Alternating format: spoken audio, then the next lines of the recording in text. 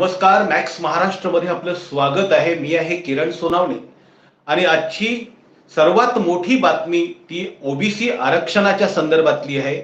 OBC आरक्षणाच्या संदर्भातला जो अहवाल राज्य सरकारने सुप्रीम कोर्टामध्ये म्हणजे सर्वोच्च न्यायालयामध्ये सादर केला होता, तो अहवाल सर्वोच्च न्यायालयाने फेटाळलेला आहे. जानेवारी महिन्यामध्ये सुप्रीम कोर्टाने मागासवर्गीय आयोगाने त्या संदर्भात निर्णय घ्यावा असं सांगितलं होतं. त्यासाठी 2 आठवड्याचा वेळ दिलेला होता आणि त्यात 2 आठवड्याचा अहवाल त्यांनी सादर केल्याच्या नंतर तो नाकारलेला आहे आणि येणाऱ्या निवडणुका ज्या आहेत त्या ओबीसीच्या प्रतिनिधित्वाशिवाय, ओबीसीच्या आरक्षणाशिवाय होणार असल्याचं चित्र सध्या समोर आलेलं आहे. सुप्रीम कोर्टाने एकंदरीत म्हणजे आपले परीक्षण नोंदवत असताना त्या अहवालावरची जी तारीख आहे, अहवाल जो सुप्रीम कोर्टात सादर केला गेला होता, इथे असणारे सरकारी अधिकारी किती निष्काळजी हलगर्जीपणाचे असतात त्याचं एक उदाहरण सुप्रीम कोर्टाने संपूर्ण महाराष्ट्रातील जनतेच्या समोर आणलेलं आहे की त्या अहवालावर टाकलेली तारीख सुद्धा त्या असणाऱ्या ज्या कोणी वकिलांनी किंवा सरकारने सादर केलं ती अहवालाची तारीख सुद्धा बदललेली नव्हती. लाखो कोट्यावधी रुपयाची फीस हे वकील लोक तिथे घेत असतात, पण मात्र साधं काम सुद्धा त्यांनी केलेलं नाही. या गोष्टीवरती बोलण्यासाठी आपल्या सोबत ओबीसी नेते नितीन चौधरी सर आहेत. नितीन चौधरी सर, स्वागत आहे तुमचं मॅक्स महाराष्ट्रमध्ये. मी सर्वप्रथम मॅक्स महाराष्ट्राचं या ठिकाणी स्वागत करतो. त्यांच्या संवेदनशीलतेबद्दल, त्यांच्या तत्परतेबद्दल त्यांना सलाम करतो. ज्या पद्धतीने हा विषय सातत्यानं मॅक्स महाराष्ट्राने उचलला होता आणि त्याचा जो पुढाकार त्यांनी घेतला आणि लोकांसमोर सत्य शोध त्याचा काय आहे याच्या संदर्भात जी काही प्रक्रिया त्यांनी चालवली त्याचं मी खरं म्हणजे अभिनंदन करतो. आणि जनतेतर्फे, ओबीसी जनतेतर्फे मॅक्स महाराष्ट्राचं आणि त्यातल्या त्यात किरण सोनवणेजींचं मी या ठिकाणी धन्यवाद व्यक्त करतो. बिलकुल म्हणजे प्रश्न असा आहे की सातत्यानं ज्या वेळेस 6 डिसेंबर 2021 ला स्थानिक स्वराज्य संस्थेमधल्या जे ओबीसी आरक्षणाच्या संदर्भात जे अवलोकन माननीय सर्वोच्च न्यायालयाने मांडलं, आता त्याच्यावर आपले वेगवेगळे मत आहेत, तो भाग वेगळा आहे, पण त्यांनी जे अवलोकन मांडलं आणि त्या अवलोकनामध्ये त्यांनी जी काही मागणी केली त्या मागणीच्या संदर्भामध्ये आपण जी आजची प्रक्रिया पाहतो आणि ज्या पद्धतीचा आज माननीय सुप्रीम कोर्टाने या इंटेरियम, ज्याला अंतरिम, ज्याला अहवाल म्हणतो, जो सादर केला राज्य सरकारतर्फे, त्याच्याबद्दलच त्यांनी म्हटलं की हा जो अहवाल आहे तो काही मान्य करण्यासारखा अहवाल नाही आहे आणि तो ऍक्सेप्ट करण्यासाठी त्यांनी तो नाकारला, म्हणजे तो स्वीकारला नाही तो. आणि आम्ही सातत्यानं म्हणजे ऑब्झर्व करत होतो की जेव्हा माननीय सुप्रीम कोर्टाने 6 डिसेंबर 2021 ला या संदर्भात जो निकाल दिला, त्याच्यानंतर 19 डिसेंबरला जो दुसरा निकाल दिला, त्याच्यामध्ये त्यांनी सांगितलं की या सगळ्या आता झालेल्या निवडणुकामधल्या जे काही ओबीसी प्रतिनिधित्व आहे ते रद्द करून त्यांच्या सगळ्या निवडणुका परत घ्याव्या आणि मग त्या पद्धतीच्या नागपूर असो, भंडारा असो, गोंदिया असो काही आणि अकोला काही जिल्ह्यांमध्ये या पद्धतीच्या जिल्हा परिषदच्या निवडणुका झाल्या. आणि त्या जो निकाल लागला होता 6 डिसेंबर 2021 ला, त्याच्यामध्ये त्यांनी सांगितलं होतं की ओबीसी जे रिझर्वेशन जे स्थानिक स्वराज्य संस्थेमध्ये तुम्ही जे दिलेलं आहे, मग ते पंचायत कायदा, जिल्हा परिषद कायदा 1961 मध्ये ज्या पद्धतीने 12(2)C मध्ये जे काही तुम्ही ओबीसीचं रिझर्वेशन सामील केलेलं आहे स्थानिक स्वराज्य संस्थेच्या प्रक्रियेमध्ये, त्या संदर्भातले जे प्रश्न निर्माण केले होते संबंधित याचिकाकर्त्यांनी आणि त्याच्यावरची चर्चा माननीय कोर्टामध्ये झाली आणि त्या संदर्भात कोर्टाने जे अहवाल दिलं, अवलोकन मांडलं की आम्हाला हे जे काही, आम्ही काही याचा विरोध करत नाही, परंतु ज्या पद्धतीचं ओबीसींना जे रिझर्वेशन मुद्द्याकडे येऊया. हे जे दिलं आहे त्याच्यावर त्यांनी सांगितलं होतं की काही सूचना केल्या होत्या की सूचना नंबर 1 अशी केली होती की जो अहवाल आहे त्याचं एक तर ओबीसीच्या या संदर्भातलं स्थानिक स्वराज्य प्रक्रियेतलं राजकीय मागासलेपणाचं एक अहवाल, त्याचा एक इम्पिरिकल डाटा, आणि तो इम्पिरिकल डाटा तयार करण्यासाठी एक आयोग नेमा, त्याच्यानंतर असं रिझर्वेशन पर्सेंटेज तुम्ही सादर करा. त्याच्यानंतर हे जे काही अनुसूचित जाती जमाती आणि ओबीसीचं आरक्षण मिळून हे 50%च्या वर जाता कामा नये अशी एक ट्रिपल टेस्ट एक प्रक्रिया त्यांनी सुचवली होती. त्या ट्रिपल टेस्टच्या संदर्भात 19 डिसेंबर 2021 ला सुचवली. त्याच्यानंतर काय घोळ महाराष्ट्र सरकारने केला आणि त्याच्यामध्ये राज्य मागासवर्ग आयोग स्थापन केला. मग राज्य मागासवर्ग आयोग इम्पेरिकल डाटा त्या पद्धतीच्या सूचनेच्या अनुसार तयार करते, असं सगळा गोंधळ मांडला प्रक्रिया, परंतु ती काय कुठपर्यंत आली काय प्रक्रिया माहित नाही. मग अचानक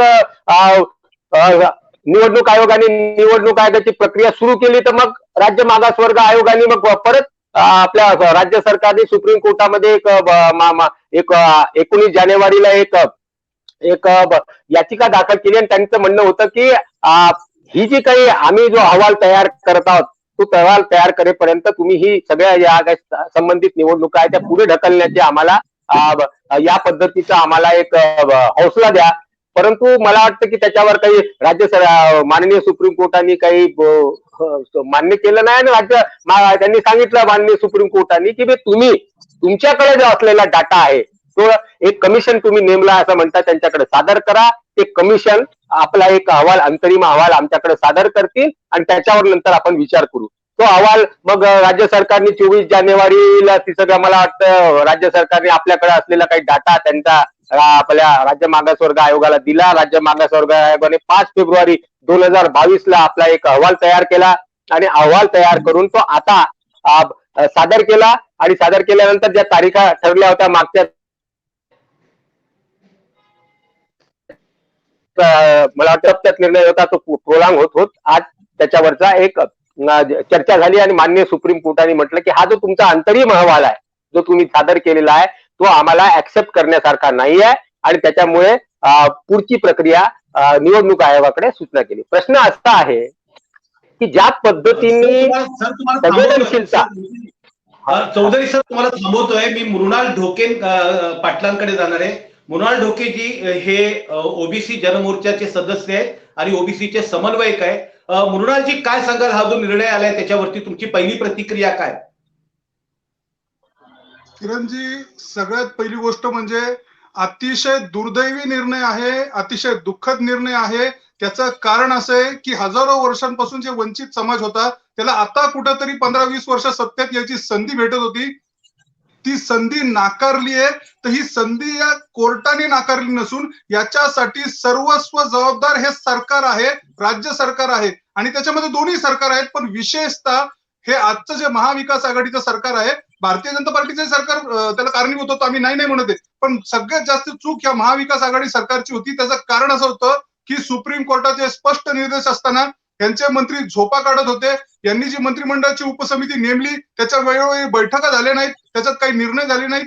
कुठल्याही निर्णय प्रक्रियेत त्यांनी समाज संघटनांना कुठल्याही सामाजिक कार्यकर्त्यांना समाविष्ट करून घेतलं नाही. एक कल्ली एक हाती कारभार चालला आणि तो आज त्यांचा हा जो अडमुटपणा आहे, हा जो अॅरोगन्स आहे काही मंत्र्यांचा, तो आज त्यांना नडलेला आहे आणि त्याची किंमत ही सगळ्या समाजाला भोगायला लागते. एक सिंपल उदाहरण मी तुम्हाला किरणजी सांगतो.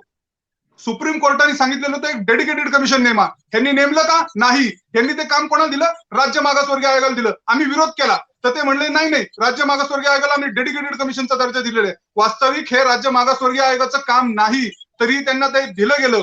त्याच्यानंतर त्यांना वेळोवेळी निधीच दिला नाही, जवळजवळ 8-9 महिने निधी दिला नाही. आम्हाला निधीसाठी आंदोलन करावं लागलं आणि तेव्हा कुठे निधी जाहीर झाला.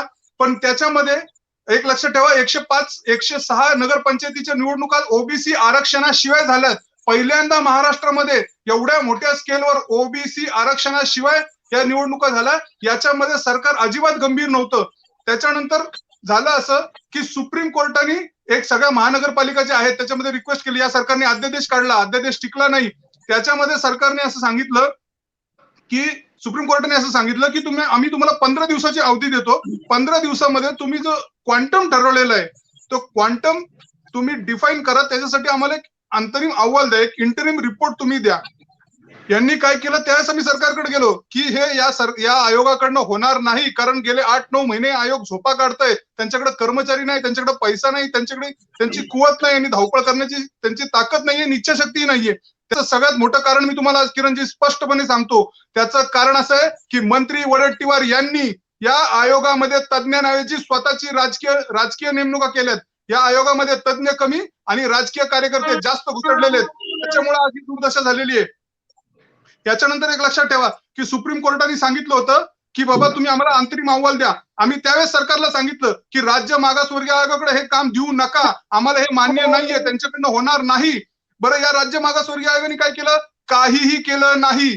या सरकारने त्यांना जे 2 सर्वेचे रिपोर्ट दिले तसे कंपाईल करून, जसं आपण अतिशय मार्मिक मुद्दा मांडला की त्यांनी तारखाही बदलल्या नाहीत. इतका गलथान कारभार, नुसतं कट कॉपी पेस्ट, इतकं प्लेगरिझम, काहीही करायचं नाही, फक्त पैसे खायचे, पदं मिरवायची, एवढंच काम करायचं. समाजाचं ह्यांना काही घेणं देणं नाहीये, विषयाचं गांभीर्य नाहीये आणि समाजाशी, तज्ज्ञ लोकांशी, समाज संघटनांशी, सामाजिक कार्यकर्त्यांशी चर्चा करण्याची अजिबात तयारी नाहीये. अशा अवस्थेमध्ये यांनी फक्त आणि फक्त ते 2 रिपोर्ट कंपाईल केले आणि ते राज्य मागासवर्ग त्यात काय आहे ते पण बघितलं नाही. या रिपोर्टमध्ये काय होतं? शिक्षणाचा डेटा होता, कर्जाचा डेटा होता, शेतकऱ्यांचा डेटा होता. अहो, पण ज्याच्यासाठी नेमलं होतं, जो कॉज होता, राजकीय पॉलिटिकल रिझर्वेशन, राजकीय निवडणुका, राजकीय परिस्थितीबद्दल ओबीसीच्या एक अक्षरी अहवालात नव्हतं. आम्ही म्हणलो होतं अहवाल सामाजिक संघटनेशी चर्चा करा, उद्या कोर्टात तुम्हाला उगीच तोंडघशी पडावं लागेल. तेही या सरकारने केलं नाही. अतिशय गुप्तपणे अहवाल लपवला गेला. आकडेवारी कमी दाखवली गेली. जी 32 वर्षापूर्वी 52% आकडेवारी होती ती 38%वर आणली. काही ठिकाणी 32 म्हणतायत. तर अशा पद्धतीने आकडेवारी कमी करण्याचं काम यांनी केलंय. तर आम्हाला शक येतो की कुठेतरी हेतू पुरस्पर काम चाललंय का ह्या सरकारचं? या सरकारचा आम्ही जाहीर निषेध करतो आणि ओबीसी मंत्री जे विजय वडेट्टीवार आहेत यांनी याची सगळी जबाबदारी स्वीकारली पाहिजे आणि आता लाज एक जर त्यांच्यात असेल तर त्यांनी आपल्या पदाचा राजीनामा दिला पाहिजे. ओबीसी मंत्री विजय वडेट्टीवार जे आहेत तर त्यांचा एक राजीनामा मागण्याची मागणी ओबीसी जनमोर्चाचे नेते करतायत. मी पुन्हा एकदा नितीन चौधरी यांच्याकडे जाणार आहे. नितीन चौधरीजी, तुम्ही काय सांगाल? मी एवढंच म्हणजे हा जो आतापर्यंत मांडला त्याच्यावर आपण चर्चा करणार आहे. माझं एकूणच मत असं आहे की ज्या पद्धतीचं बहुजन कल्याण मंत्रालय आपण स्वतंत्रपणे स्थापन केलं आणि त्यांच्या समोरचा हा मोठा विषय आला होता, आव्हानात्मक विषय आला होता. कारण म्हणजे हे या संबंधानं एक जिकरीनं संवेदनशील होऊन जबाबदारीनं या संबंधानं काम करायची आवश्यकता होती. परंतु ज्या पद्धतीची प्रक्रिया त्यांच्याकडनं झाली आणि ज्या पद्धतीने स्पष्ट त्यांनी म्हटलं होतं की तुम्ही आम्हाला एम्पिरिकल डाटा या 3 मानदंडाच्या अंतर्गत तुम्ही द्या, या पद्धतीची तयारी करायला पाहिजे होती. तर मग थातूर मातूर कुठला तरी रिपोर्ट कुठले तरी आणायचे एज्युकेशन डिपार्टमेंटचे. अरे इथे साक्षरता प्रमाण 82% आहे, त्याच्यामध्ये 8 पोर हे आउट ऑफ स्कूल आहे, पहिल्या वर्गात जातच नाही. कोणकोणते रिपोर्ट आणून तुम्ही जर ओबीसीचा लोकसंख्येचा डाटा तयार करणार असेल आणि त्याच्या आधारावर तुम्ही जे काही ट्रिपल चेकच्या संदर्भातला रिपोर्ट तयार करून सुप्रीम कोर्टामध्ये सादर करणार असेल, ते काही तपासण्यासाठी म्हणजे काही डोळे बंद करून विवेक सोडून ते तपासणार आहेत त्या सगळ्या गोष्टी. याचा अर्थ असा आहे की हे सगळं थातूर मातूर ज्या पद्धतीचं ओबीसीच्या संदर्भात सुरू आहे, विना संवेदनशीलतेचं सुरू आहे आणि ज्या प्रक्रिया आतापर्यंत राबवलेल्या, खास करून 2 वर्ष झाले, 2019चा विषय आहे. 2 वर्षामध्ये 22 म्हणजे 3 वर्ष झालेले आहेत. या 3 वर्षामध्ये तुमच्याकडे गरजेच्या ज्या गोष्टी आहेत त्याच्यासाठी तुम्ही तयारी का नाही केली? मंत्रिमंडळामध्ये या संदर्भात प्रस्ताव सादर करून पैसे अलॉकेशन करून एवढा मोठा 52% समाजाच्या न्यायाच्या संदर्भातला विषय असून तुम्ही त्याच्याबद्दल संवेदनशील नाही आहे, जबाबदार नाही आहे, जागरूक नाही आहे. आणखीन एक महत्वाचा आहे सोनवणेजी, माझं असं म्हणणं आहे की हा जो आरक्षणाचा विषय आहे तो समजला तरी काय यांना?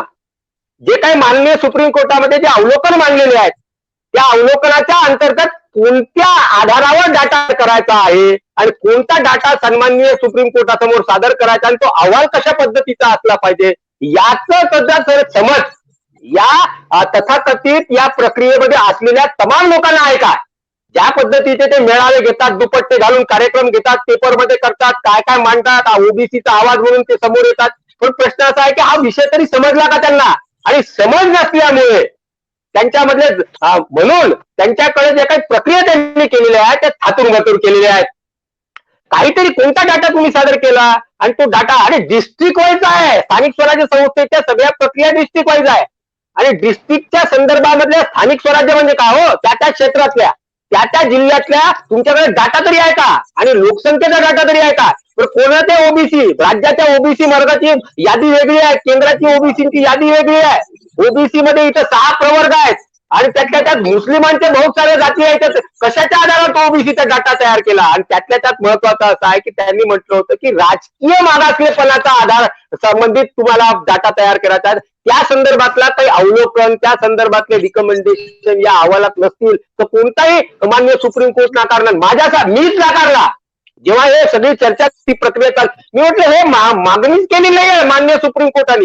हे नुसतं तुम्ही लोकसंख्या 38% काहीतरी आहे आणि त्याच्या आधारावर 27% आम्हाला दिलं पाहिजे आणि आम्ही त्याचे काय म्हणतात त्याला बिलकुल त्याच्यासाठी आम्हाला आरक्षण 27% मिळण्याचे हकदार आहोत अशा पद्धतीचा अहवाल तुम्ही सादर केला तर कसं काय मान्य करणार आहे? याचा अर्थ असा आहे की राज्य सरकारची ओबीसी न्यायासंदर्भातली सगळी प्रक्रिया ही थातुरमातुर आहे आणि त्यातल्या त्यात अत्यंत महत्वाचं आणि जाणीवपूर्वक मी मानतो की नासमज असलेले लोक या सगळ्या प्रक्रियेमध्ये सामील आहेत.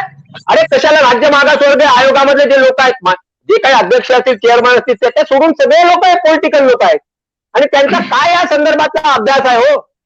काय यांचा अभ्यास म्हणजे भाषण नाही, अभ्यास.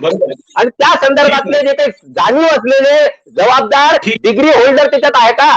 असं नाही आहे. याचा अर्थ असा आहे की राज्य सरकारने ओबीसीचा हा विषय चौधरी तुमचा मुद्दा समजलेला आहे की तिथे तज्ञ लोक नाहीये, जाणीवपूर्वक मागासवर्गीय आयोगाने असं केलेलं आहे. मी पुन्हा एकदा मृणाल ढोके पाटलांकडे जाणार आहे. मृणालजी, आता तर सुप्रीम कोर्टाने हा अहवाल फेटाळलेला आहे आणि त्याने तिथे स्पष्टपणे नोंद केलेलं आहे की अहवालाच्या संदर्भात ओबीसीचं प्रतिनिधित्व सुद्धा दिसून येत नाहीये. ज्या पद्धतीचा अहवाल राज्य सरकारकडून सादर केला गेलेला आहे, पुढची ओबीसीच्या असणाऱ्या संघटनांची भूमिका काय करून तुम्ही जाणार आहात? आता तुमचा पुढचा निर्णय काय? खरं तर याच्या आधी माझ्या आधी जे वक्ते बोलले नितीन चौधरीजी, मी त्यांचं अभिनंदन करतो. त्यांनी अतिशय स्पष्ट भूमिका मांडली. हीच सगळ्या ओबीसीची भूमिका आहे. याच्यामध्ये आपण जो प्रश्न विचारला की आम्ही पुढे कसं जाणार आहोत, आमचं स्पष्ट मत आहे की 105 नगरपंचायतीचे इलेक्शन आणि बाकी हजारो ग्रामपंचायतीचे इलेक्शन ओबीसी आरक्षणाशिवाय झाल्यात आणि याच्या पुढे येणाऱ्या महानगरपालिका जिल्हा परिषदेच्या निवडणुका या ओबीसी आरक्षणाशिवाय झाल्या पाहिजेत. ते कसं करायचं आता ते तुम्ही करा. तुम्ही जबाबदारी घेतली होती, मंत्रिमंडळाची उपसमिती होती ओबीसीची, त्यांनी बैठका घेतल्या नाही. त्यांच्या अकार्यक्षमतेची, त्यांच्या नाकर्तेपणाची, त्यांच्या नाउमेदीपणाची फळं या सर्वसामान्य ओबीसी जनतेला का मिळावी? त्यांच्या चुकांचे जे सजा आहे ती या ओबीसी जनतेने का भोगावी? मग आणि त्याच्यानंतर एक लक्षात ठेवा, अहवाल तो नाकारणारच होता. त्याचं कारण असं होतं की संख्या 15-15, 20-20% कमी दाखवली होती ओबीसीची. त्यामुळे त्याच्यात इतके चातुरमातुरपणा होता.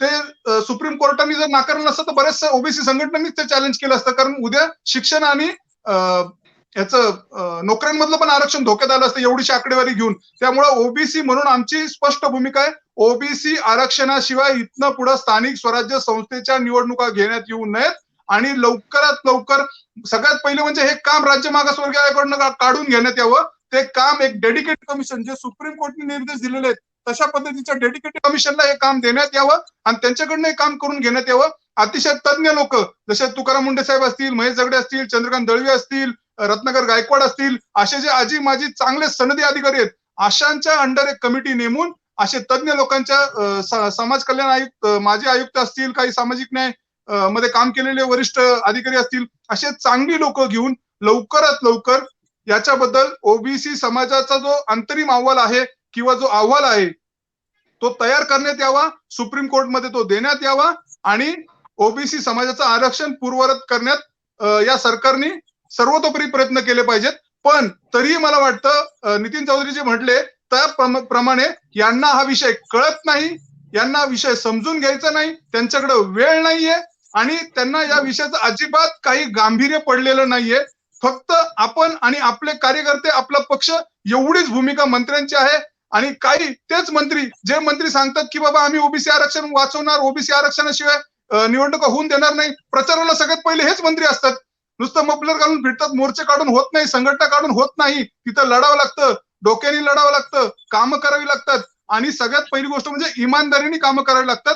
याच्यासाठी आमची स्पष्ट मागणी मी आताही प्रेस घेऊन सांगणार आहे की ओबीसी मंत्री विजय वडेट्टीवार यांच्यावर ही जबाबदारी होती. ते हे अहवाल टिकवण्यात सपशेल अपयशी ठरलेले आहेत. त्यामुळे त्यांनी त्यांच्या पदाचा राजीनामा द्यावा. काँग्रेस पक्षाने त्यांची त्या पदावरून हकालपट्टी करावी. झालं ते ओबीसीचं नुकसान खूप झालं. इतकं ओबीसी समाजाचं नुकसान आज तागात कधीही झालेलं नाही. जेव्हापासून मंडल कमिशन लागू झालंय ओबीसी समाजाचं इतकं नुकसान कधीही कुठल्याही मंत्र्याकडनं झालेलं नाही जेवढं या महाविकास आघाडीच्या सरकारमध्ये विजय वडेट्टीवार यांच्याकडनं झालेलं आहे.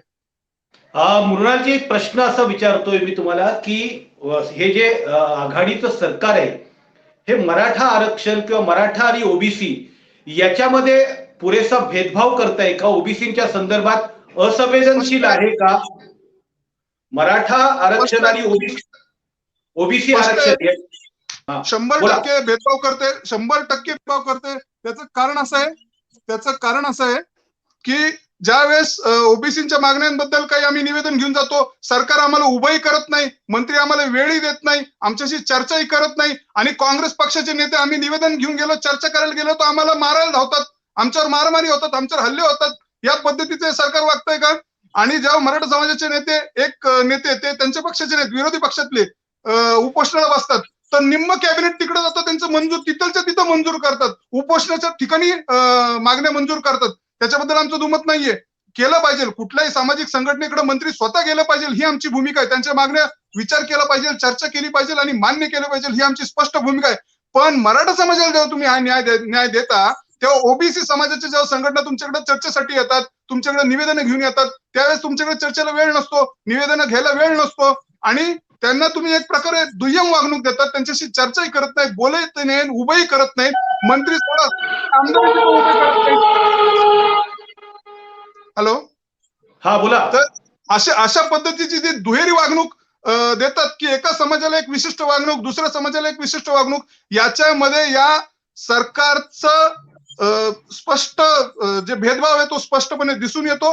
समतेने हे सरकार सगळ्या समाजाला वागवत नाही, सगळ्यांनी एकत्र घेऊन चालण्याची यांची मानसिकता नाही. हे कुठेतरी भेदभाव करतायत आणि त्यात स्पष्टपणे जाणवायला लागलेलं आहे. बरोबर आहे. नितीन चौधरीजी सर, त्याच्याबद्दल काय सांगाल की सरकार भेदभाव करत आहे का? भेदभाव म्हणजे दिसतच ना. हा काही विषय माननीय वडेट्टीवार साहेबांचा आहे का? हा विषय आहे राज्य सरकारचा. राज्य सरकारची जबाबदारी आहे. राज्य सरकार मधले जे ओबीसी मंत्री आहेत तेच फक्त ओबीसीच्या विषयाच्या संदर्भात, हा तर विषय सगळ्यांचा आहे, राज्याचा विषय आहे, राज्याच्या न्यायासमोर आलेलाचा विषय आहे. मग त्याच्यात केवळ वडेट्टीवार बोलतील, भुजबळ बोलतील किंवा एखादे नाना पटोले बोलतील किंवा इकडे चंद्रशेखर बावनकुळे बोलतील आणि उपोषण करायला एक राज्यसभेचे खासदार बसतात तर सगळे मंत्रिमंडळातले विशिष्ट समाजाचे लोक तिथे जातात. म्हणजे त्यांनी आपल्या समाजाचं पाहायचं, ओबीसीच्या मंत्र्यांनी ओबीसीचं पाहायचं. अशा पद्धतीचं तुमचं राज्य सरकार चालवणार आहे का तुम्ही? माझं तर म्हणणं आहे की केवळ वडेट्टीवार का राजीनामा द्यावा, या सगळ्या मंत्रिमंडळातल्या मंत्री लोकांनी राजीनामा दिले पाहिजे. त्यांच्या समोर आलेला हा सगळ्यात मोठा कळीचा प्रश्न होता आणि ते राज्य त्यांनी काही प्रयत्नच केले नाही. प्रयत्न न करता ओबीसीला जे रिझर्वेशन मिळालं त्यांच्या समोर आलेलं हे सगळ्यात मोठं आव्हान होतं ओबीसीचं न्यायाला वाचवण्याचं, आरक्षण वाचवण्याचं. त्यांना तो सोडवता आलेला नाही या राज्य सरकारला आणि राज्य सरकारचं हे सगळ्यात मोठं अपयश आहे.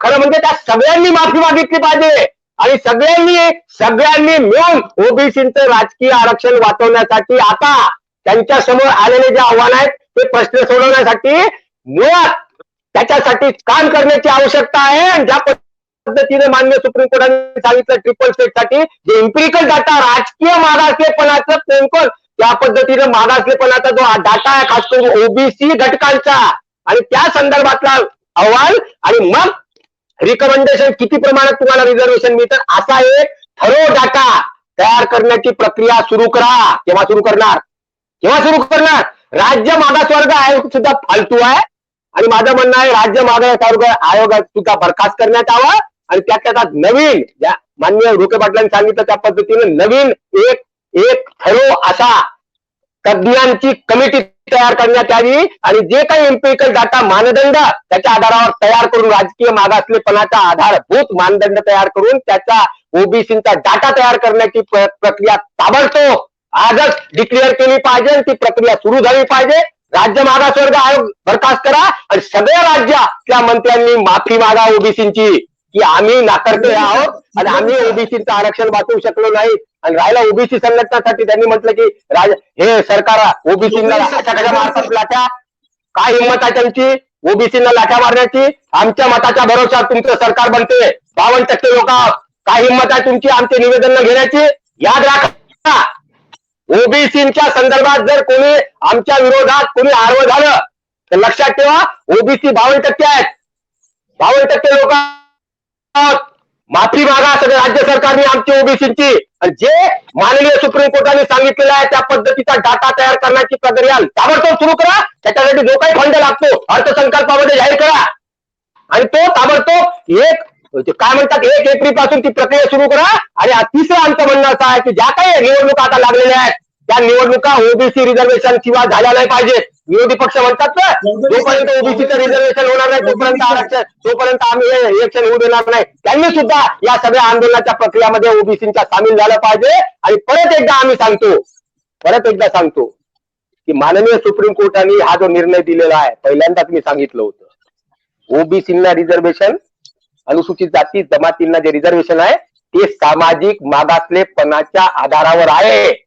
त्यांनी नवीन प्रश्न निर्माण केला माननीय सुप्रीम कोर्टाने, तुमचं राजकीय मागासलेपणा दाखवा. अरे राजकीय मागासलेपणा दाखवा, नवीन विषय त्यांनी समोर केलेला आहे. या नवीन विषयाच्या संदर्भात वेगळ्या चर्चा होण्याची आवश्यकता आहे. आणि माननीय सुप्रीम कोर्टाने जो नवीन विषय आमच्या समोर खेळलेला आहे त्याच्यासाठी आम्ही वेगळ्या पद्धतीने त्यांच्या विरोधात सुप्रीम कोर्टामध्ये जाणार. एक नवीन मागासलेपणाची व्याख्या केली होती आणि ओबीसीचं राजकीय मागासलेपण दाखवा अशा पद्धतीचं केलं होतं. बरोबर आहे. मी पुन्हा एकदा म्हणजे तुम्हाला प्रश्न असा विचारतोय की आता ही घटना घडलेली आहे, ओबीसी संघटना याच्यानंतर कुठल्या प्रकारच्या असणाऱ्या पावलं उचलणार आहेत, काय करणार आहेत या संदर्भात पुढे? ओबीसी संघटनांचं पुढचं पाऊल काय असणार आहे चौधरी सर? नंबर एक तर सगळ्यांची राष्ट्रीय स्तरावरची मागणी आहे आपली की जी जनगणना 2021 ची होणार होती तिथपर्यंत आली का? नाही, मागणी याच्यासाठी रेटा आहे, जो जनगणनेचा रेटा आहे तो राष्ट्रीय स्तरावर तो चालू करणे परत एकदा जोमाने. दुसरं असं आहे की राज्य सरकारने सुद्धा, बाकीच्या राज्यांनी केलेलं ना, आता मध्य प्रदेश करतायत ना, त्यांची स्वतःची ओबीसीची सामाजिक, आर्थिक आणि शैक्षणिक सोबत आता राजकीय मागासलेपणाचा सुद्धा डाटा तयार करण्याची प्रक्रिया राज्य सरकारने सुरू केली पाहिजे. आणि त्याच्यासाठी आमची संघटना तो नाहीये. तुम्ही आता पुढे आंदोलन कसं नेणार आहे ते विचारतोय मी सरकारला. त्याच्यासाठी आम्ही आमच्या जिल्ह्यामध्ये आता नागपूरमध्ये उद्याच आमचा कार्यक्रम आहे, त्याच्यामुळे आम्हाला माहित होतं याच्यात काय होणार आहे. हे आधीच अवलोकन होतं आमचं. आम्हाला काही या सगळ्या प्रक्रिया माहित नाही, याच्यातून आम्हाला समजतं याच्यातून काय घडणार. उद्यापासूनच आम्ही जातोय. म्हणूनच ढोके पाटीलजी, तुम्ही 4 वाजता प्रेस कॉन्फरन्स घेणार आहे. नेमका काय तुम्ही कार्यक्रम पुढच्या आंदोलनाचा सादर करणार आहात, काय बोलणार आहात? सगळ्यात पहिली गोष्ट म्हणजे जसं नितीनजींनी सांगितलं, ठीक आहे, त्यांनी नागपूर पुरतं सांगितलं, पण प्रत्येक शहरात जिल्ह्यात आंदोलन होतील आणि ओबीसीचे मोर्चे निघतील. आणि त्यासाठी आज महाविकास आघाडी सरकारला उत्तर द्यावं लागेल. आणि माझी तर स्पष्ट मागणी आहे, मी जी प्रेसमध्ये आता सांगणार आहे ती तुम्हाला सांगून टाकतो की 72 तासाच्या आत विजय वडेट्टीवार यांचा राजीनामा आला नाही तर आम्ही काँग्रेस भवन समोर उपोषणाला बसणार आहोत. तुम्ही उपोषणाला बसणार? कुठे, कधी बसणार आहात? काँग्रेस भवन, पुणे काँग्रेस भवनच्या इथं मी उपोषणाला बसणार आहे. 72 तास आम्ही या सरकारला देतो की ओबीसी कुठेतरी रिस्पॉन्सिबिलिटी फिक्स झाली पाहिजे. नितीन चौधरीजी म्हणले ते बरोबर आहे की ही कलेक्टिव्ह रिस्पॉन्सिबिलिटी आहे, ही फक्त एका मंत्र्याची रिस्पॉन्सिबिलिटी नाही. तर त्यामुळे ओबीसी मंत्री जितके जबाबदार आहेत तितकेच मुख्यमंत्री जबाबदार आहेत, तितके निधी न देणारे अर्थमंत्री सुद्धा जबाबदार आहेत आणि इथे बाकीचे समाज कल्याण मंत्री वगैरे आहेत तेही जबाबदार आहेत. त्यामुळं आमचं स्पष्ट म्हणणं आहे की याच्यामध्ये ही कलेक्टिव्ह रिस्पॉन्सिबिलिटी तर आहे, पण कुठेतरी कोणावर तरी रिस्पॉन्सिबिलिटी फिक्स केली पाहिजे. ही सर्वस्व जबाबदारी ओबीसी मंत्री विजय वडेट्टीवार यांची होती. प्रकाश शेंगे ओबीसी नेते जोडले गेलेले आहेत. प्रकाश अण्णाजी, तुम्ही सुप्रीम कोर्टाचा निर्णय वाचलेला आहे, ऐकलेला आहे, काय तुमची पहिली प्रतिक्रिया याच्यावरती? अतिशय धक्कादायक निकाल आहे. 56,000 ओबीसी कार्यकर्त्यांचं राजकीय आयुष्य उद्ध्वस्त करणारा निर्णय जो आहे तो आज सुप्रीम कोर्टामध्ये झालेला आहे. आणि याची सगळी जबाबदारी जी आहे ती सगळी जबाबदारी महाराष्ट्र शासनाची आहे. कारण ह्याच्यामध्ये आता हा डेटा जो आहे तो राज्य सरकार द्यायचा होता, कारण केंद्र शासन आता ह्याच्यामध्ये काही त्याच्यामध्ये संबंध नव्हता. आणि हा डेटा गोळा करण्यासाठी इतकी सुवर्ण संधी दिली होती राज्य सरकारला की तुम्ही तुमच्याकडे असलेला डेटा गोळा करून तुम्ही द्या. इम्प्लिमेंट डेटा कशाचा द्यायचा आहे एवढी साधी अक्कल ह्या मंत्र्याला असू नये. ह्याच्यापेक्षा आणखीन वाईट ओबीसीचं काय काय होणार आहे महाराष्ट्रामध्ये. म्हणून डोळे पाटील जे बोलले ते बरोबर आहे की हा सगळा वेड्यांचा बाजार आहे सगळा. आम्ही सांगितलं की तुम्ही आमच्याशी बसा, आमचं मन ऐकून घ्या. कुणी सुद्धा आमच्याशी बसलं आमचं मन ऐकून घ्या. मंत्री आणि अधिकारी त्यांनीच सगळं निर्णय घेतला. आणि ज्यावेळी हा डेटा जो आहे तो आयोगाला सादर केला जात होता त्यावेळी हे मंत्री झोपा काढत होते काय. वडेट्टीवार त्यावेळी होते ना, त्यावेळी त्यांनी काय नाही ऑब्जेक्शन घेतलं, त्यावेळी त्यांनी काय नाही सांगितलं की हा डेटा चुकीचा आहे म्हणून. पण कळलं तर पाहिजे ना काय. म्हणून हे ओबीसी कल्याण मंत्री जे आहेत ना ह्यांच्या काळात जेवढं वाटोळ झालं या ओबीसीचं तेवढं या पलीकडे झालेलं नाही. त्यामुळं ढोले पाटलांनी जी मागणी केलेली आहे की ह्या वडेट्टीवारांनी ताबडतोब नैतिक जबाबदारी देऊन आता त्यांनी ताबडतोब राजीनामा दिला गेला पाहिजे. आणि ही सगळी जबाबदारी राज्य शासनाची आहे. ज्या आयोगाकडे हा डेटा दिला तो आयोग सुद्धा जो आहे तो राज्य मागासवर्ग आयोग आहे. सुप्रीम कोर्टाने स्पेशल डेडिकेटेड आयोग कमिशन नेमा म्हणून सांगितलं होतं, त्याच्यामध्ये तज्ञ नेमा म्हणून सांगितलं होतं. पण त्याला वाटाण्याच्या अक्षता लावल्या आणि स्वतःच्या बगल बच्चांना ह्या आयोगामध्ये त्यांनी समावेश केला. आणि शेवटी त्याचं फलित काय झालं तर हा असा म्हणजे बिनडोक लोकांनी दिलेला हे आहे अहवाल आहे तो फेटाळला गेला. म्हणजे ह्याची सगळी जबाबदारी जी आहे ती जबाबदारी राज्य शासनाची आहे.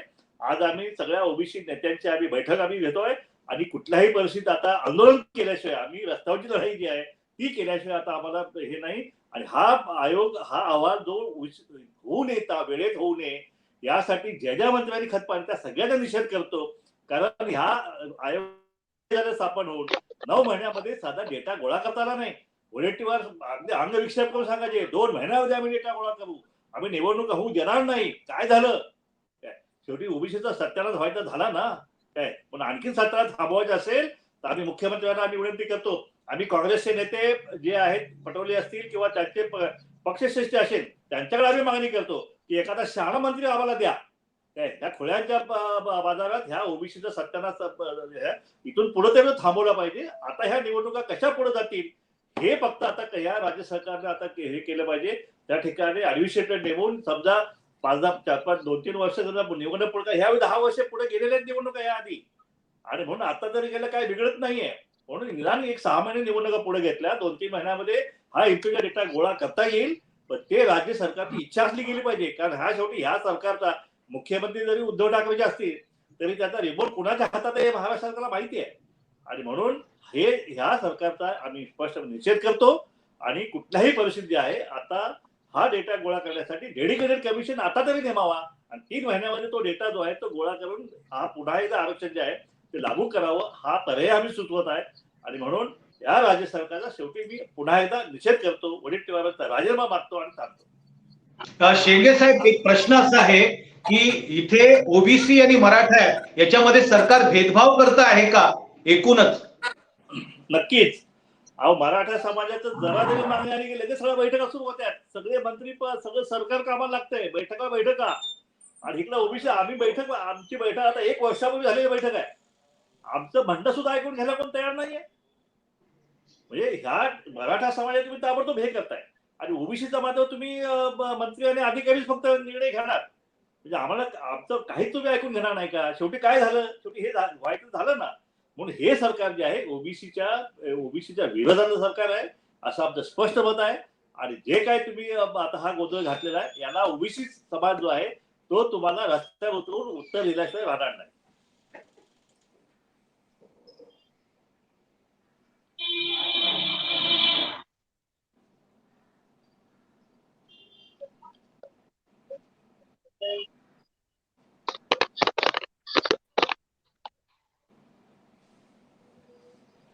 शेंडगे साहेब, आवाज आला? हो येतोय, बोला. हा, मी काय विचारतोय की म्हणजे मराठा समाज त्याच्या प्रश्नांबद्दल जितका आक्रमक आहे तशा पद्धतीने ओबीसी समाज रस्त्यावर आक्रमक झालेला नाहीये. त्यामुळे हे सरकार लाईटली घेत आहे का, हलक्यात घेत आहे का, ते कारण आहे का की तेव्हा ओबीसी म्हणजे कोण आहे. ओबीसी म्हणजे गरीब छोटे समाज आहेत. हा मराठा समाज हा एक फार मोठा समाज आहे. त्यांचं सत्ता त्यांची आहे, त्यांचे मंत्री आहेत, जिल्हा परिषद सदस्य आहेत, आमदार आहेत, खासदार आहेत, सगळं म्हणजे सगळं सोयी युक्त असलेला हा मराठा समाज आहे. त्यात गरीब मराठा आहे आम्ही मान्य करतोय. परंतु हा जो आरक्षणासाठी उतरण्यासाठी जी धमक लागते ती धमकच नाही, कारण पोटाची वणवण जी आहे ती अजून संपलेली नाहीये, अजून भटकंती सुरू आहे ना. आमचं सकाळी जेवल्यानंतर रात्री काय जेवायचं हे या ओबीसीला अजून कळत नाही. तर आरक्षण तो लढणार कसा काय? आमच्यासारखे तुटपुंजे नेते आहेत ते तरी चालवत आहेत ते. आणि म्हणून ओबीसी समाज रस्त्यावर उतरायला वेळ लागत आहे. मराठा समाज हा ताबडतोब उतरतो रस्त्यावरती. म्हणजे अजून जागृती नाहीये का आरक्षणाच्या संदर्भातली किंवा आपल्या हक्कांच्या संदर्भातली? ओबीसी मध्ये पुरेशी जागृती नाहीये का? नाही, जागृती आहे परंतु धमक नाहीये ना अजून. अहो, रस्त्यावर उतरायचं म्हणजे एक दिवस संसाराची होळी करून रस्त्यावर उतरावं लागते. तसं इकडे परिस्थिती नाही ना तशी. आणि म्हणून हे आंदोलन जे आहे तरी सुद्धा गेल्या 2 वर्षांमध्ये ओबीसी जागृत करण्यात आम्हाला यश आलेलं आहे. आणि ओबीसीचे आता मोर्चे तुम्ही बघितलं असेल, रत्नागिरीचा मोर्चा 50,000 ओबीसी त्या ठिकाणी एसटीचा संप असताना सुद्धा उतरले रस्त्यावर होते ना. आता ओबीसीचे जे मोर्चे ते तुम्हाला दिसतील आता लाखापेक्षा कमी. ओबीसी आता आपल्या आरक्षण वाचवण्यासाठी पुढच्या काळात कशा प्रकारचं आंदोलन करणार आहेत? आता ते मी मगाशी सांगितलं की आम्ही आता सगळे नेते मंडळी आज संध्याकाळीच आम्ही झूम मिटिंग घेत आहोत आणि त्याच्यामध्ये आमची आरक्षणासाठी जे आंदोलन जे आहे त्याची भूमिका जी आहे ते आम्ही चर्चा करू आणि पुढच्या आंदोलनाची दिशा जी आहे ते आम्ही आजच्या बैठकीत आम्ही ठरवणार आहोत. म्हणजे आता संध्याकाळी जी बैठक होईल त्याच्यामध्ये ओबीसीचं पुढचं आंदोलन ठरणार आहे की काय भूमिका घ्यायची वगैरे? बरोबर आहे. तुम्ही काय सांगाल याच्यावरती चौधरी सर? नाही, मला हे माहितच होतं, कारण की ज्या पद्धतीचं इंटेरियम म्हटलं त्यांनी म्हटल्याप्रमाणे ते काही ते सादर करणार नव्हते. आम्ही आधीच ठरवलं, 2 पत्रकारांना मी त्या दिवशी सांगितलं होतं की हे टिकणार नाही. आणि म्हणून आम्ही डिक्लेअर केलं उद्यापासून तो आंदोलनाची प्रक्रिया, उद्या प्रेस कॉन्फरन्स आहे, प्रेस कॉन्फरन्स मध्ये आंदोलनाची प्रक्रिया आम्ही डिक्लेअर करणार. परंतु मला हे म्हणजे सगळ्या सन्माननीय सदस्यांना हे म्हणायचं आहे की ओबीसी लढले नाही असं नाही आहे, लढत नाही असं नाही आहे. प्रश्न असा आहे की आम्हाला आमचं आरक्षण वाचवायचं आहे आणि वाचवण्याची जबाबदारी आमची नाही आहे. वाचवण्याची जबाबदारी ज्यांची जबाबदारी आहे त्या सरकारची आहे. आणि जे बाकीचा मराठा समाजाचा विषय आहे ते मागणीचा विषय आहे, त्यांचा नवीन मागण्यांचा विषय आहे. म्हणून त्यांच्या संघर्षाचा विषय वेगळा आहे, आमच्या संघर्षाचा विषय वेगळा आहे. आम्ही जबाबदारी दिली सरकारला आणि मतं दिलं, तुम्ही निवडून आले, आम्हाला आमचं संरक्षण करायचं सोडून दिलं आणि थातूर मातूर गोष्टी करून ज्या पद्धतीने तुम्ही सगळा विषय मारून नेला त्याच्यामुळे हा धोका निर्माण झालेला. त्याच्यामुळे आम्ही लढत नाही असं नाही आहे. आमच्या लढण्याची प्रक्रिया वेगळी असू शकते, आमच्या संघर्षाची प्रक्रिया वेगळी असू शकते आणि आम्हाला त्या पद्धतीनं आंदोलनाची प्रक्रिया ठरवावी लागेल. आणि उद्या आमची प्रेस कॉन्फरन्स आहे, त्या प्रेस कॉन्फरन्स मध्ये आम्ही काही नवीन रणनीतीसह आम्ही आंदोलनामध्ये उतरू. परंतु आमचं हेच म्हणणं आहे की जबाबदार राज्यकर्ते नाहीत आणि यांच्यासमोर कितीही डोके फोडली तरी यांना पाना फुटणार नाही. कारण की त्या प्रश्न असा आहे हा विवेकाचा विषय आहे, समजदारीचा विषय आहे. तर समजदारीचे विवेकाचे लोक ओबीसीच्या न्यायाच्या संदर्भात सरकारमध्ये पाहिजे ना. मुद्दा रिपीट होतोय. धन्यवाद. तुम्ही सर्व पाहुण्यांनी मॅक्स महाराष्ट्राशी संवाद साधला. अगदी थोड्या वेळेतच तुम्हाला आम्ही माहिती हे दिले, कळवलं आणि तुम्ही लाईव्ह आलात. एकूणच मित्रांनो, ओबीसी तुमच्या सगळ्या नेत्यांचं असं म्हणणं आहे की ह्या महाविकास आघाडी सरकारने ओबीसी आरक्षणाचा विषय जो आहे तो पुरेसा गांभीर्याने घेतला नाही. त्या संदर्भातली ज्या पद्धतीनं म्हणजे व्यूहरचना करायला हवी होती, ज्या पद्धतीचे तज्ञ नेमायला हवे होते ते तज्ञ त्यांनी नेमलेले नाही. इव्हन सुप्रीम कोर्टाच्या संदर्भात सादर केलेल्या अहवालावरती सुप्रीम कोर्टाने जी निरीक्षणं नोंदवली ती अत्यंत धक्कादायक आहे की जो म्हणजे अहवाल सुप्रीम कोर्टाला सादर केला, लाखो रुपयांच्या फीस तिथे वकील घेत असतात, त्या वकिलांना साधी त्याच्यावरती तारीख बदलायची वेळ नाही. ती जी सरकारला जो अहवाल सादर केला तीच तारीख तुम्ही त्याच्यावर टाकून सुप्रीम कोर्टात सुद्धा तो त्याच तारखेचा अहवाल सादर करतात. सुप्रीम कोर्टाने ते परीक्षण नोंदवलेलं आहे. तुम्ही जो अहवाल नोंदवला त्या अहवालामध्ये ओबीसीचं प्रतिनिधित्व दिसत नाहीये असं नोंदवलेलं आहे. डेडिकेटेड आयोग नेमलेला नाही अशा प्रकारचं निरीक्षण नोंदवलेलं आहे.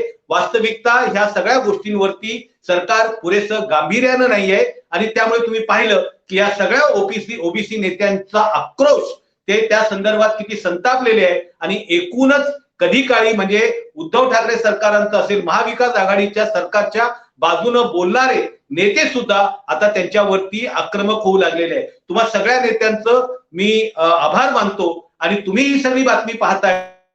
काय वाटतं त्याबद्दल तुम्ही कमेंट बॉक्स मध्ये नक्की लिहा आणि पाहत राहा मॅक्स महाराष्ट्र, आवाज महाराष्ट्राचा. धन्यवाद.